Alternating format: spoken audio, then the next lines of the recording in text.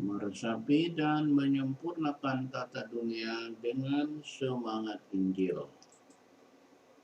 Saudara-saudari yang terkasih di dalam Allah Tritunggal, di dalam nama Bapa dan Putra dan Roh Kudus, amin dan shalom.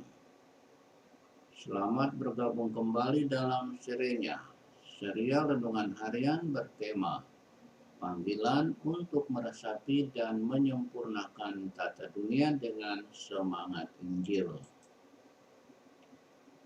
Permenungan kita tentang tema khusus bulan Kitab Suci Nasional, Yesus Sahabat Seperjalanan Kita, kini memasuki hari ke-22 pada hari ini, Rabu Pekan Biasa ke-25 tahun liturgi B1.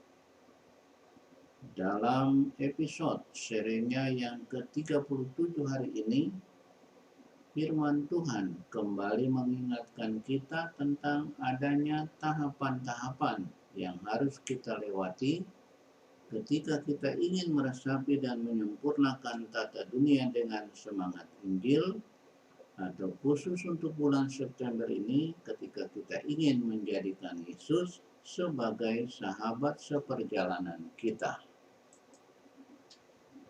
Nabi Ezra yang diutus untuk menjadi sahabat seperjalanan bagi umat Israel dalam kitabnya Ezra bab 9 ayat 5-9 menegaskan bahwa ketika Israel berdosa, ia harus menanggung berbagai akibat dosa. Namun, ketika Israel berbalik kepada Tuhan dan hidup menurut kehendak-Nya, Allah memulihkan hidup mereka. Atas dosa-dosa Israel, Ezra berdoa memohonkan ampun. Dan atas kasih setia Tuhan yang mengampuni dan memulihkan Israel, Ezra mengucap syukur kepada Tuhan. Saudara, sebagaimana Ezra, Tobit juga mengalami hal yang serupa dalam hubungannya dengan Allah. Tobit dalam Mazmur Tanggapan mengangkat pujian bagi Allah sebagai Allah yang hidup selama-lamanya. Tobit mengalami Allah sebagai Bapa bagi umatnya, Bapa yang menyiksa tapi juga mengasihani, Bapa yang tidak menyembunyikan wajahnya dari umatnya, Bapa yang membuka hatinya untuk menerima kembali Israel umatnya. Mengalami hal ini bahwa Allah adalah yang Maha Pengampun, maka Tobit mewartakan kasih setia Tuhan sekaligus mengundang orang-orang berdosa untuk bertobat dan kembali kepadanya. Tobit bab 13 ayat 2, 4, 6, 7, dan 8. Di dalam Injil hari ini, Injil Lukas bab 9 ayat 1-6, Tuhan kita Yesus Kristus memberi kuasa kepada para murid-Nya untuk meneruskan undangannya kepada umat manusia supaya mereka kembali kepada Allah. Undangan ini bahkan disertai dengan kuasa untuk menyembuhkan orang dari berbagai sakit penyakit dan kuasa untuk melepaskan orang dari belenggu setan. Lukas bab 9 ayat 1-2.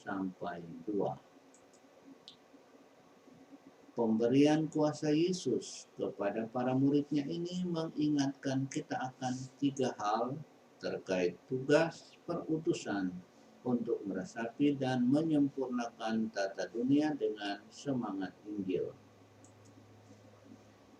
Pertama, bahwa seperti para murid, kita diutus ke dalam dunia dengan kuasanya Yesus Kristus. Kedua, karena semua kuasa itu berasal dari atau kita terima dari Tuhan kita Yesus Kristus, maka Dialah yang harus kita andalkan, bukan kekuatan atau kehebatan kita.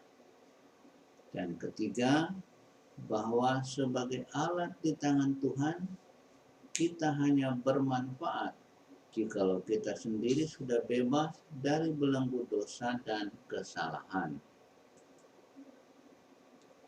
Saudara terkasih, mari meresapi dan menyempurnakan tata dunia dengan semangat Injil. Dan untuk ini, mari kita memulainya bersama Yesus, tinggal di dalam Dia, supaya dapat menyelesaikan tugas ini juga bersama Yesus.